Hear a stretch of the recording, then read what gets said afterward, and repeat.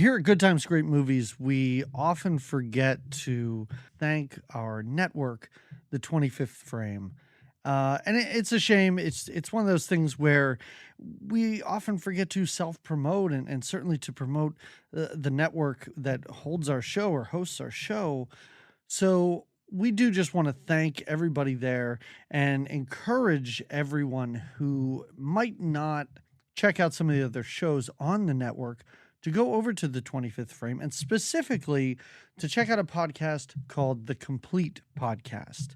In every quote unquote season of that show, the hosts go through a director's entire filmography. Stanley Kubrick, Elaine May, and they are currently discussing Kieślowski.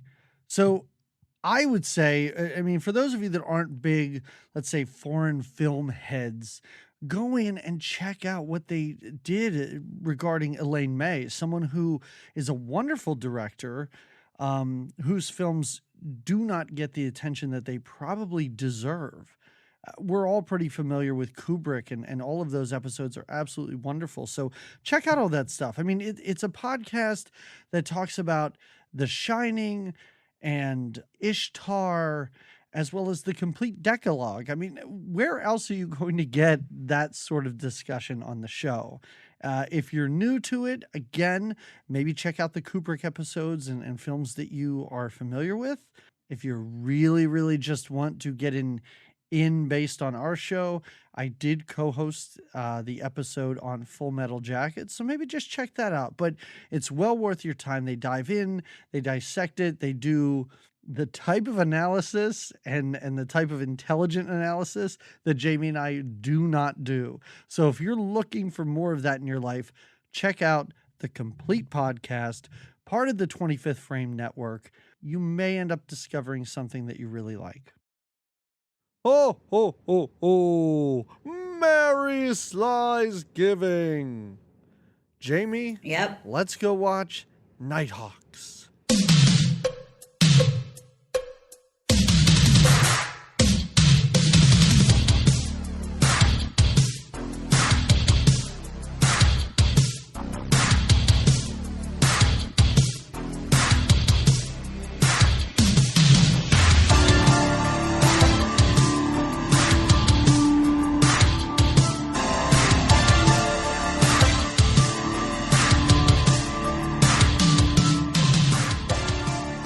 Hello, everyone, and welcome to another episode of Good Times, Great Movies. Here you are, here we all are, to discuss a movie, a gem of a movie, from the very early 80s. We did come together to discuss these movies, myself, Jamie Lorello, and my partner in crime, Detective D.P. McCambridge, who's got a very delicate, although you have, I'm seeing your winter beard. Oh, and yeah. You would be the Stallone. I would be the pretty Billy D. Williams then, who doesn't even want to get his face scratched up. Yeah, you don't have a beard to deflect knives. The way they are terrible police, just terrible police. Like Billy D. Williams should not have been cut in the face because Rutger Hauer's hiding behind a corner. Like he's so goofy. And Rutger, he carries just knives on him.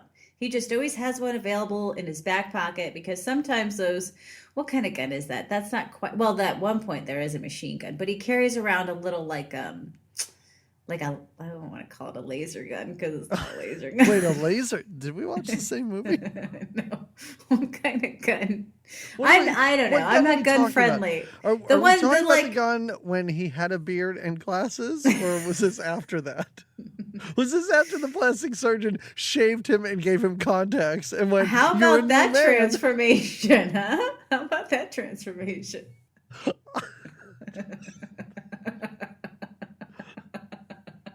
He's going to look very different.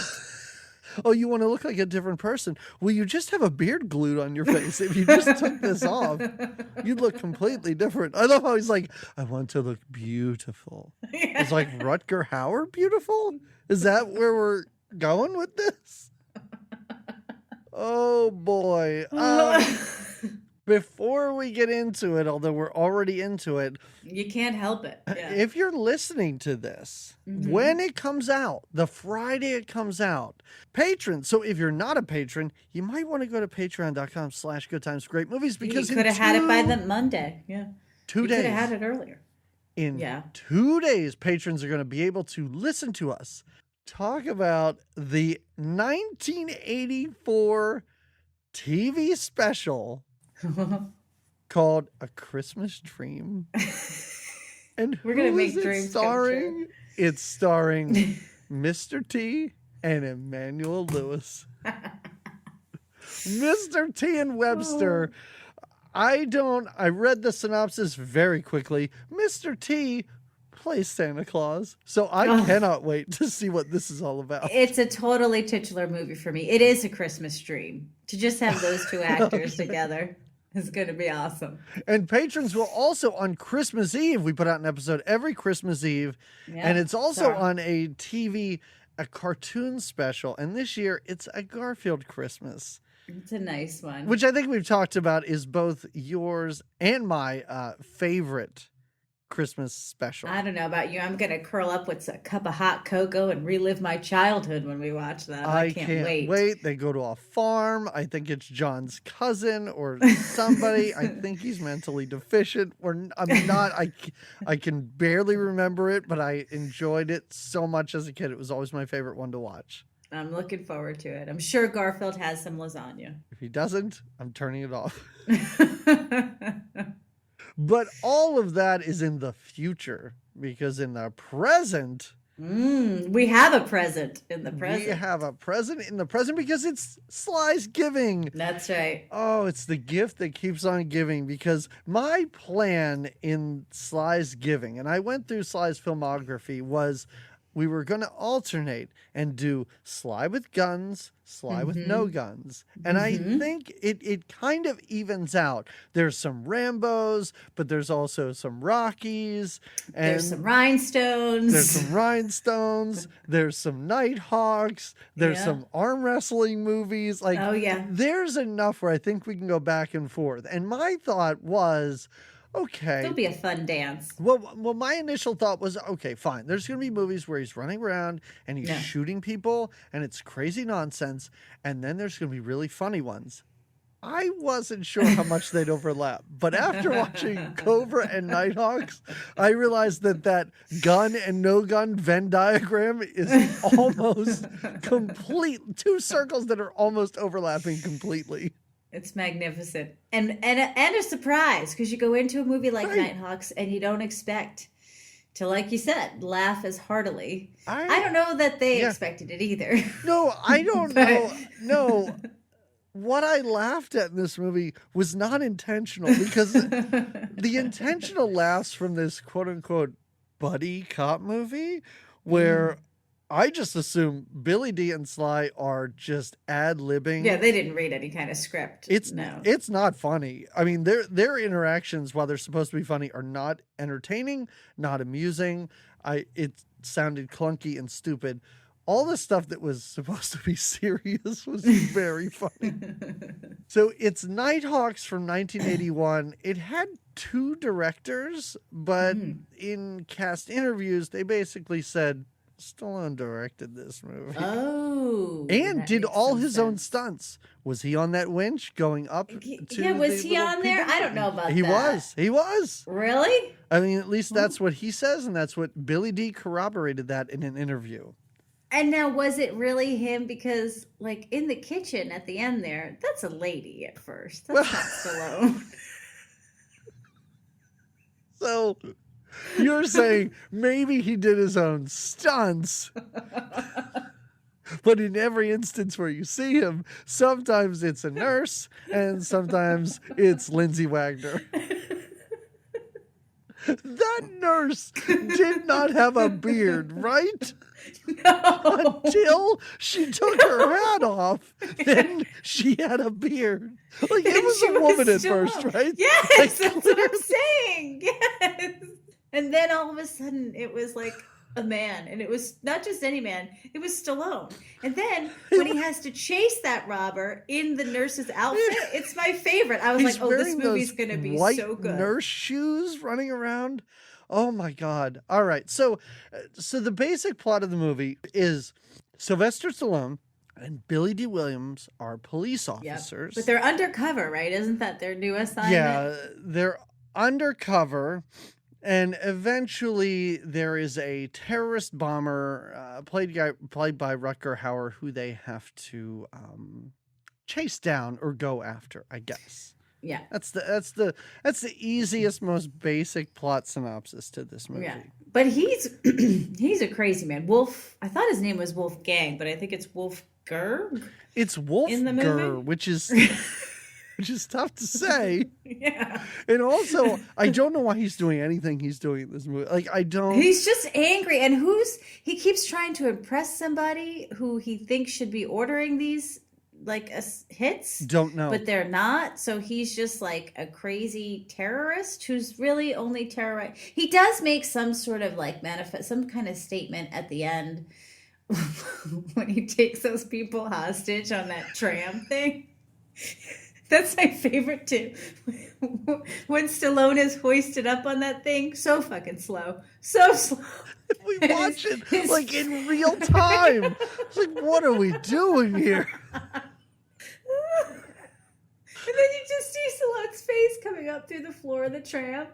Oh. And he's just hanging there the whole time. They're having a lengthy conversation, and then finally pushes the button. I'm like, oh, Stallone was just hanging there the whole time? He wasn't even standing. He was just levitating. And why did he send that baby down? What was that all about? There was no point to any of that.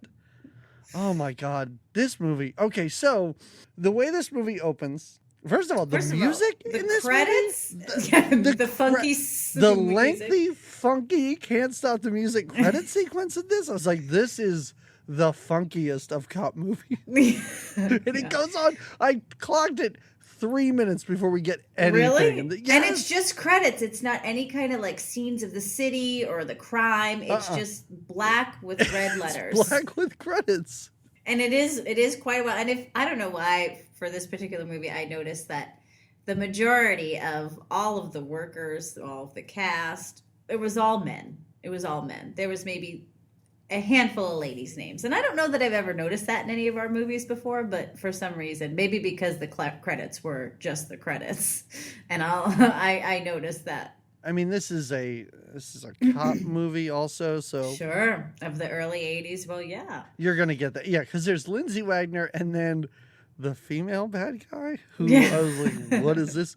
When that recording plays, which doesn't make any sense. I don't get that either. Why did she start to run away?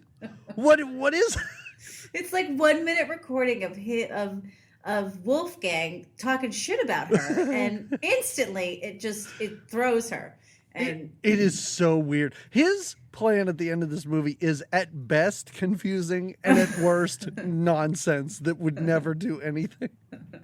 Like, why she didn't just go, turn that off is beyond me. Yeah. Or just no, they're so amazing terrorists. Wouldn't she know that was part of the thing, is to get in her head about that? And he literally, it's like a line. It's not like this forever. It's not like her, I don't know. It's just like strange. Her name. It's just like female terrorist, blah, blah, blah, was born in Turkey. And she's like, I can't take it anymore.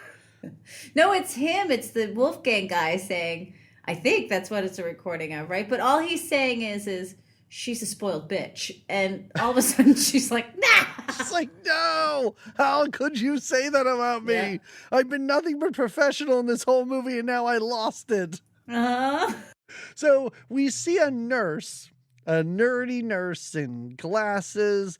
She wanders onto the set of The Warriors. She's confronted by gang members. First of all, though, our date we're given is December 31st. Why are we given dates? Why are we given dates? And why on New Year's Eve is nothing happening in this That's city? What I thought. In New York City. December 31st, and this sad little nurse is got no one to celebrate the New Year with. The thing that this made me realize is apparently in the 1980s, New York City, nobody lived there. Nobody worked there.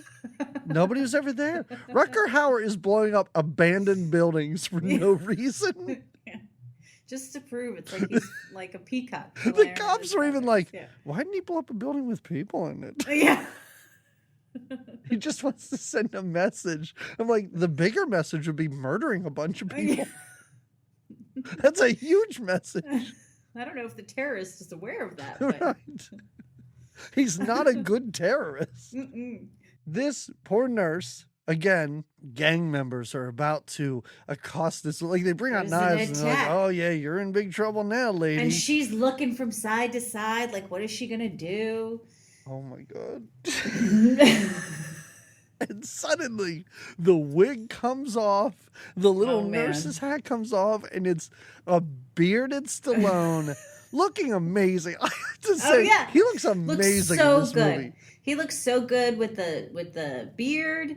When he's got the hat and the leather jacket on, it's prime Stallone. It's prime. I got to tell you, the outfits in this movie, I am all about it. I want every jacket. I want every jacket they're wearing in this movie. When Stallone later is wearing and I have it written down, he's wearing like a black leather jacket with like a Newsies. He's got a Newsies hat in it and like a Bill Cosby zip up sweater underneath that thing. And underneath that is a camouflage shirt and an undershirt. It is crazy. Billy D. Williams at one point has like flared golfer pants on.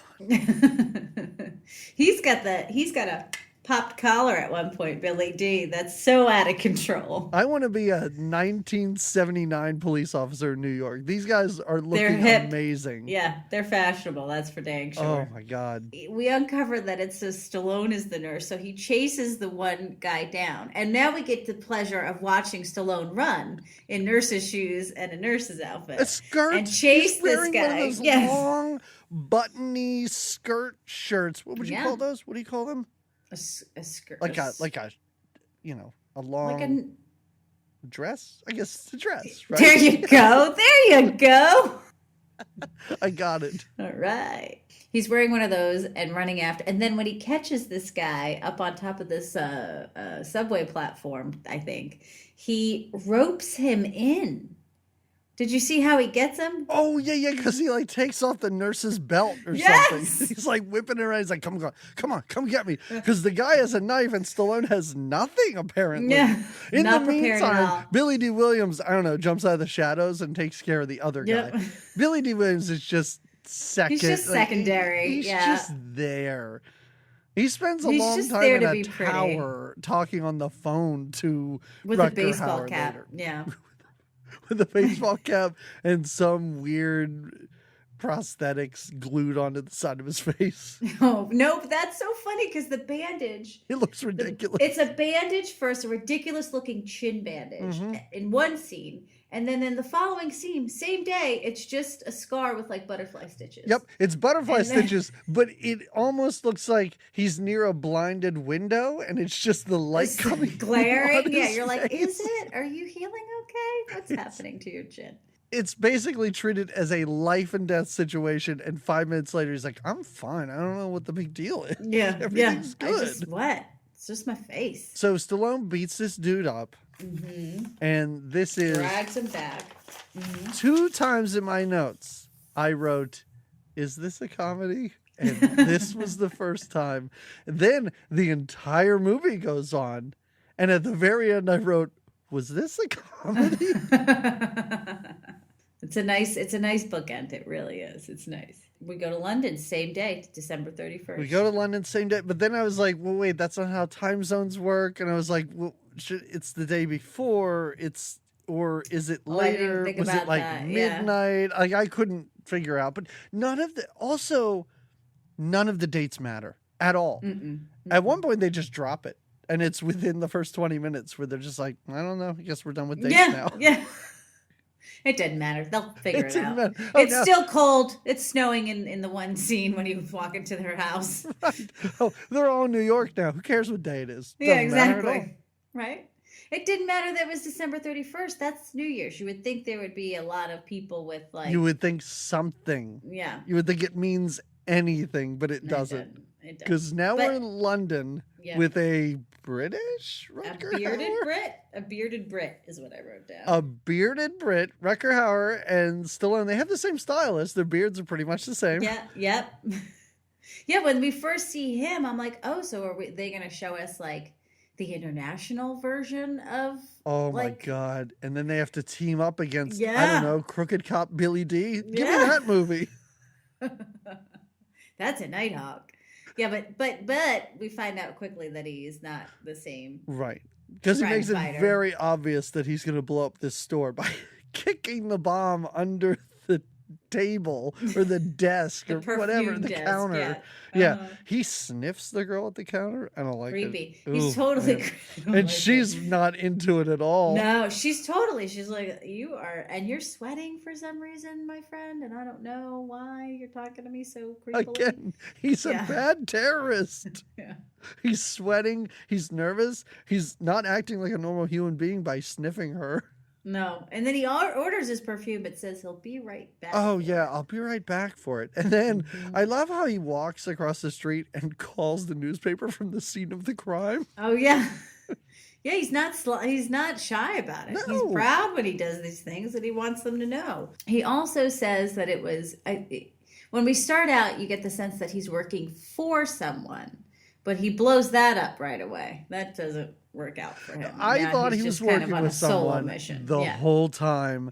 And even at the end when he's like, these are the people I need you to set free. I was like, oh, he's got a purpose for this? But I don't know. Was he just saying names? I don't even know that matters at all. I don't think it did. But anyway, in the background, when he's on the phone with the press, like the whole store blows up. Mm-hmm. And then it's January 4th. All right, we're past the holidays. Okay. Well, All right, we're into January. Yeah. Back in New York, and Sly Stallone and Billy D, they're running up a fire escape, being cool cops. They got 2 shotguns and everything. Did you see the fact that after they climb up these the fire escape, they get to the roof and high five each other? Like, I can't. No, I just made didn't it up notice the there. high five. That's awesome. I wish I noticed that. That's awesome. They bust in on, I think, a drug ring where an 8-year-old is working. Yeah, What very is this tiny, kid doing very there? small child is there, but that child, for some reason, there's a nice heart to heart that goes nowhere, but happens between Billy D and the kid. Well, Billy D Um, loses his mind. He's gonna shoot this guy, and then he looks at a child, and I guess sees himself in this child's eyes. I think guess that's I what don't it know. was. I don't know. We don't get enough history on. Well, the one guy, drug dealer guy, is trying to make a deal with the cops. Like, I'll pay you off. Right? Yeah, I already paid off these guys. How much more do you guys possibly want? But these aren't crooked cops. These are the best cops on the That's what they are. NYPD. Mm-hmm. What is it? Fox and De Silva. And De Silva? Sure, Right? I don't Yeah, mind. those are I their don't names. mind those names. Those are good names. Those are good No, they are. cop They're names. good cop names. I agree. I Yep. agree. You want to name Billy D. Williams Fox in a movie where he looks like a stone fox? Yeah. But what is De Silva's first name? Oh, I don't know. It's Probably like strange. Frank or something. No, it's a strange name because she calls, and Deke. Deke is his name. Deke? What? Yeah. I don't Yeah. remember that at all. Yeah, she calls him Deke a few times. Only I have her down as the Bionic Woman because that's what Right, the right, actor exactly. is to me. But only the Bionic Woman calls Stallone. Sometimes in my notes it's just Stallone, Billy D, and the Bionic Woman. Well, Although she's not in it very The often. poor Bionic Woman is given nothing to do in this movie. I thought she was going to have some sort of role in Even this. at the end, I thought she's going to start to kick his ass, and then Stallone's going to come in. But they Right. didn't even let her have Yes. that. They didn't even let her walk out of the building at the end onto the steps and like put her arm around Stallone. No, Who no. knows where she is? And also, my No. other question is, was that Stallone walking into that place in a fur coat then too? Or- 'cause then I was like, was she even there? Was his wife even there at Yeah. all? I know, because wouldn't you have liked to see her then come out? And Yes. I agree. To be But it's like, just oh. Stallone sitting on the steps by a corpse as credits roll. Yep. Without her ever even. Without and boy, her- what a change of heart she has. Like, first, she's not into it's over. We're not having it. And then she's down for dinner. She's down for dinner. I like Yeah. later how he's like, listen, I'm just giving you a call just in case, just don't bring any strange men home. But that's what turns her. That's when she's like, oh, maybe we should go to dinner. He must really care about me Yeah. because all I'm doing is bringing strange men home. But also, I'm very confused about her story too, because now Billy D and Sly go to Ann Taylor for some reason. That's where she works. They just take time out of their day to go to Ann Taylor. And she appears to be a designer. Yeah. But Stallone walks in on a conversation between her and her boss, where her boss appears to be pimping her out to Chinese businessmen, where he's like, just go out to dinner, just show them a night on the town. I've got these Chinese businessmen coming in and everything. I'm like, isn't she? And she's totally like, put out. She's like, oh. She's like, oh, not again. I can't. I don't know if I should really do this. What? What is this job? She does have some sweet high-waisted pants that she wears. Oh, well, scene. of course. I mean, I was watching this going, does Ann Taylor make men's clothes? Did they make all of Sly and Billy D's outfits too for this movie? Is that why we're in an Ann Taylor? Maybe. And we're shown the interior. I mean, the camera just hangs on that staircase. We gotta know goes up. where we are, yeah. But he takes her out on like another fire escape, I think, to talk to her. And we find out that they are they were married, right? They were married. They're separated, it seems like. Not really divorced quite yet. He still wears a ring. Yeah. Well, and one of her concerns, too, is she doesn't like his job, his line of work. And that's a big thing she wants him to change, right? Yeah, because this is when he's wearing those layers of... Oh, here it is. Undershirt, Hawaiian shirt, ugly cardigan with a Southwestern pattern, and a black leather jacket with a Newsies cap on in the shoulder. And her line to him is, why are you dressed like that? And my thought was, why would you ask him that? He looks amazing. Yeah, he looks great. Why don't you just say you look great, babe? Right. Yeah, how come that outfit alone doesn't get him a dinner date, right? I don't know. I don't know.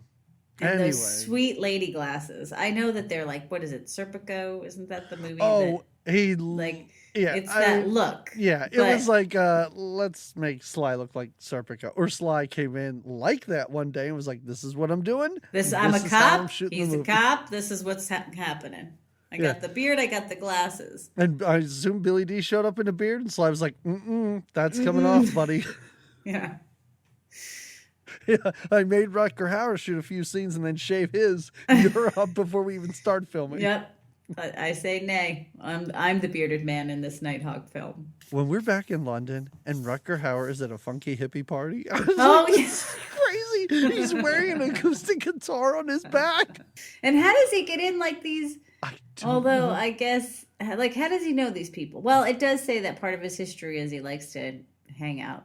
He likes women. He just, he likes women and he can trick them into, he's Rutger Hauer, I guess, is what we're supposed to believe. All right. But it is a scene that doesn't make sense for Rutger Hauer to be in. No. It's a bunch of teenagers and old man Rutger Hauer dressed like a college professor. It's true. He looks ridiculous.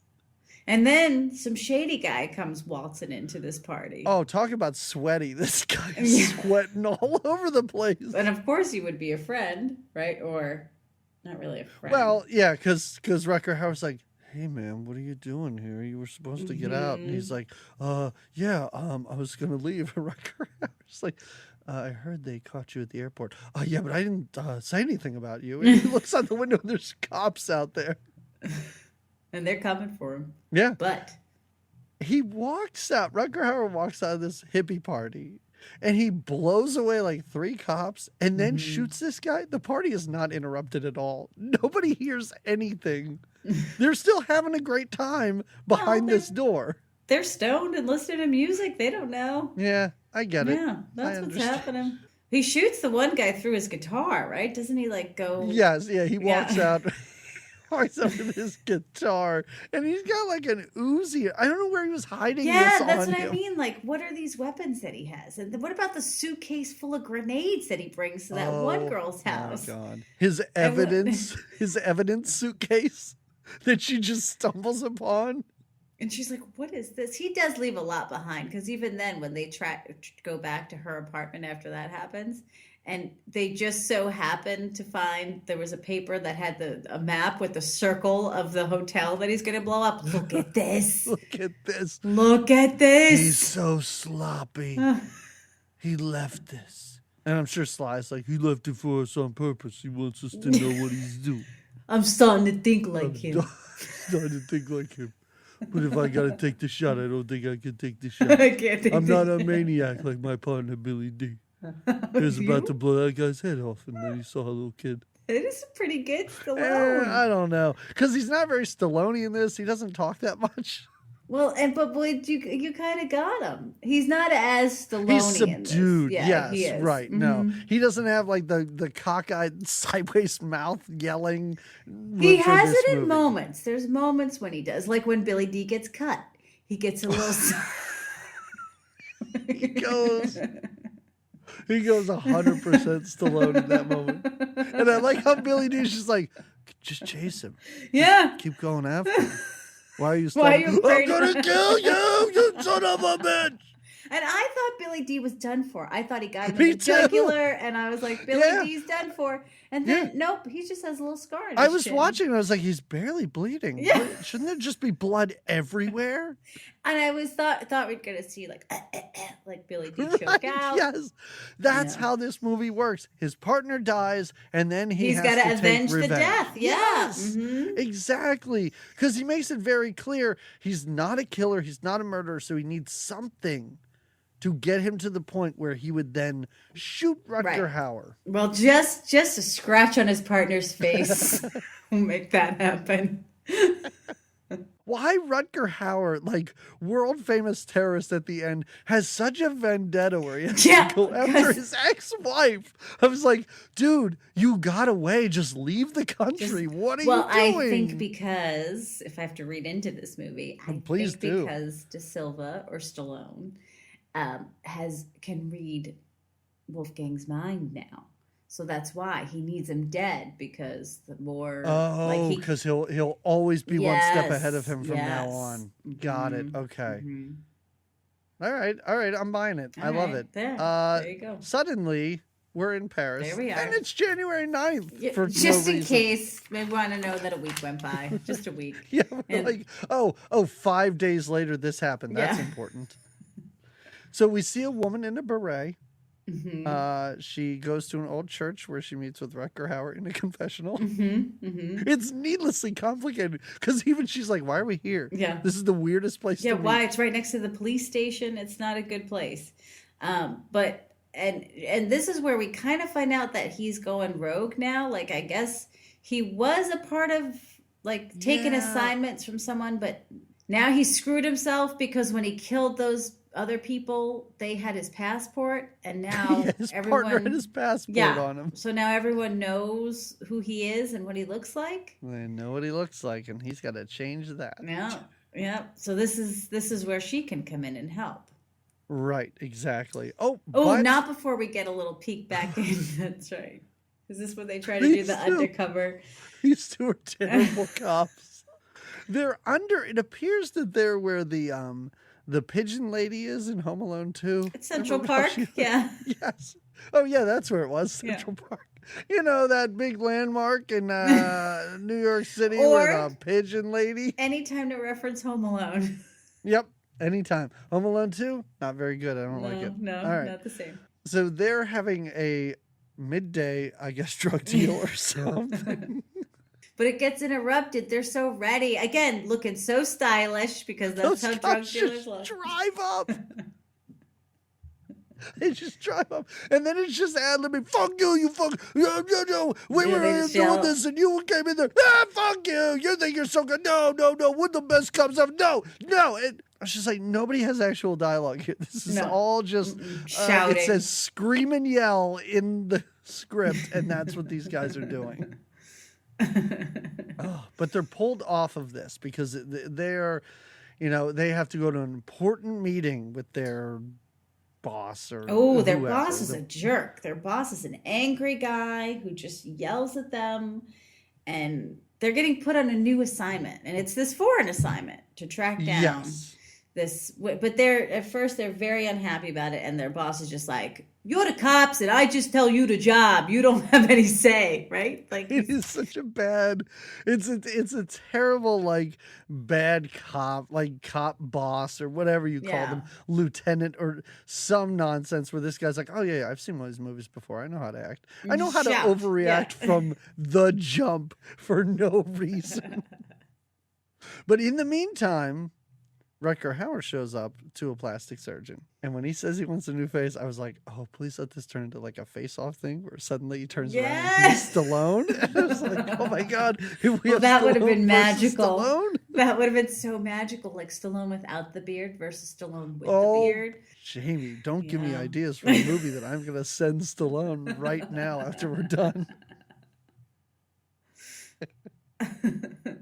Would have been so good. Yeah, because the doctor's like, oh, I can do this for you and I can do this. And his only request is, I want to be beautiful. That's it. With blue eyes and and like a shorter nose. Just removing that beard. Yep. And taking off those glasses. And brushing the hair into a back way instead of forward brush. Yeah, just a different hairstyle. No, just a different hairstyle. Not cutting it at all. No. And that's enough to say, go to America and find your new terrorist life. Yeah. Also, this police chief, I think he might be drunk this day because he is slurring his lines in his scene. It's because he's so angry and reactionary. I guess so. Mm-hmm. So they are on a new terrorist unit. Yes. And they're being briefed by some old British man. Mm-hmm. Mm-hmm. And they're just acting like a couple of knuckleheads. They're just elbowing each other. For some reason, Billy D. Williams has a joy buzzer for no reason. Oh, yeah, when he shakes his hand. What is that? Why?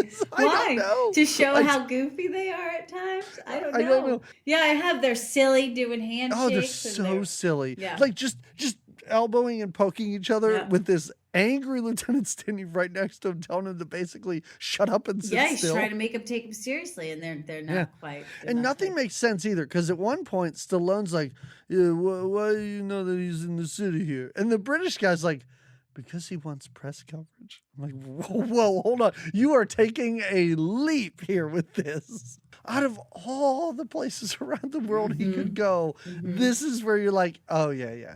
He'll be here. Let's just wait and we'll find him. Mm-hmm. And they're right. Now, when they put this team together, did you notice that in this room when they're all getting trained, there is one lady there? She's sitting at the table with the but nothing comes of it. And they never when they're at that one fancy dinner, it's like a team. When they all have those giant walkie-talkies. Yeah, it's a large team of people, but it's really just the Sly and Billy D show. Yeah, exactly. That's pretty much it. Exactly. They never call for backup. Mm-hmm. Nobody ever really shows up to help them or does anything. No. So they've established their team, and now we've got some eyes on Wolfgang, and Wolfgang is what I'm going to call him, even though that's not his name. In the States at an American nightclub. This smash cut from a police briefing to, I don't know, Studio 54 is jarring. What a club. And also just like the hippie party now, Rutger Hauer does not fit in. No, he looks like a narc. Totally creepy. Like he's in a suit and everybody else is in sparkly, flowy get-ups, dancing, and he's just dour sitting at a table by himself. Spots a lady he knows she could be. He brings a bottle of champagne over to her, and then it's weird because is it like the next day, or maybe it's like the early morning the next morning, where they're talking and she's asking him what he does for a living, and he says, I'm a terrorist. And a lady killer. Yes. And she just laughs. But it's not even the weirdest thing he says. They're standing under a giant ABC logo, and he goes, is this the news? What? Wait a second. You're painting yourself as a worldly intellectual. And he's like, this is where the news is made here? All right, okay. And he's already living with her. Like, he's already there. He moves very quickly. And she's a stewardess, we should say. So she travels a lot. So at one She point, does. she's gone. She won't be back. There's a note. She's gone. He's got free reign of this apartment. Yep. And that's when he gets to just look over his grenades and get ready for his next bombing. His wooden grenade box, which seems very dangerous. And how did you get that on an airplane? How'd you travel with that? I know that the laws were lax back in the 80s, but still. There's no padding in this. They're just rattling around, I guess. How are pins not falling out and things aren't exploding? Seems dangerous. It's just a box full of weapons. It's guns, grenades. Yep.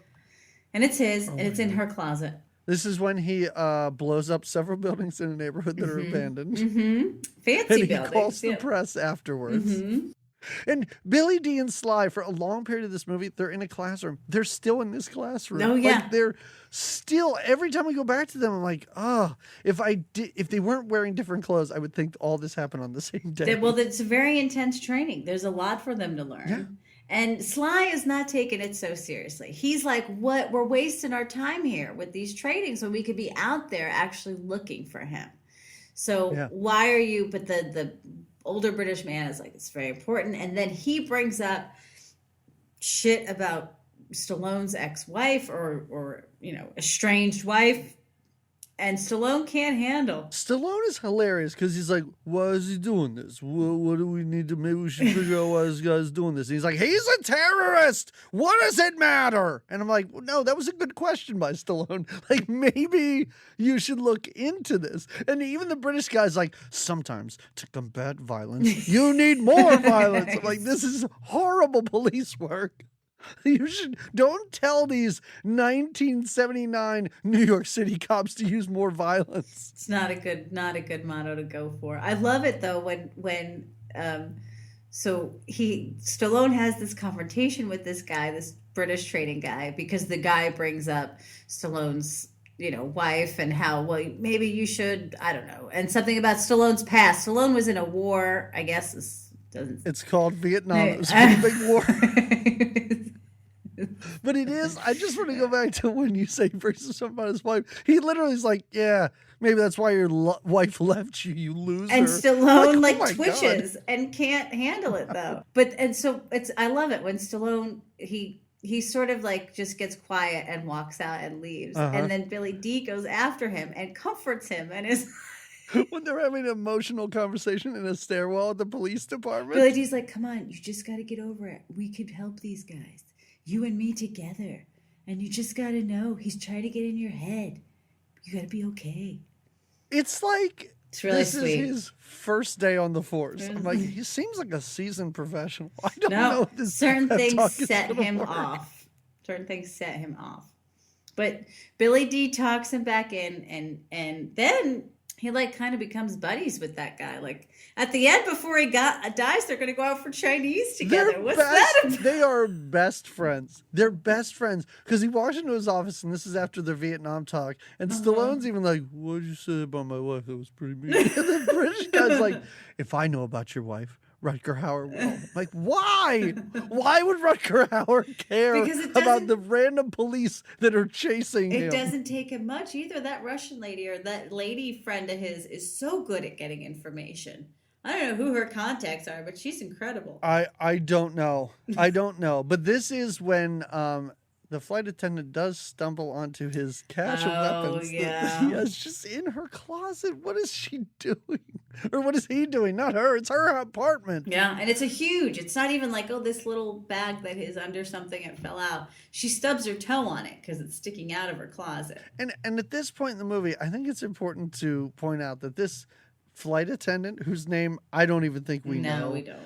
Probably, I'm going to say, has more screen time than the Bionic Woman. Yes. Literally, she should be third or fourth billed in this movie. Yes, We're spending a lot of time with her, but she is killed now. And I felt kind of bad. I was like, oh, I kind of like the flight attendant. I know, but she's a dunsies. But there's a lot of evidence left behind in her apartment. A ton of evidence. The sloppiest international terrorist ever. He should have just left a new picture of himself there. This is what I'm looking like nowadays. We have to talk about the fact that Stallone is constantly drawing a picture. Oh, yeah, what he said. because they show an old picture of him with a beard and the goofy glasses. So Mhm. Stallone draws this continuously, is drawing it, And erasing, reshaping it. Yep. redrawing it. Uh-huh. It's the same. There should be holes all in this paper. And later And he on, the carries it glove, and with he's him. like, what if I did this?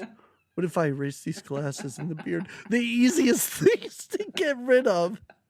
What about that guy over there? You think he looks like this? When they're in the club, the way Stallone is scanning the club. Oh my God. Where is He looks so obvious. I'm like, stop looking like cops. Like, get a drink. Bebop on over there. Don't stare him down as you walk Then when like he a just robot stares him toward down, he just stares at him. The guy, he sees him in the club and he's dancing with some lady, his new victim, I guess. And Stallone spots him. He does that weird eraser thing, shows Billy D, like, what if this guy looked like this? So I'll erase this and this.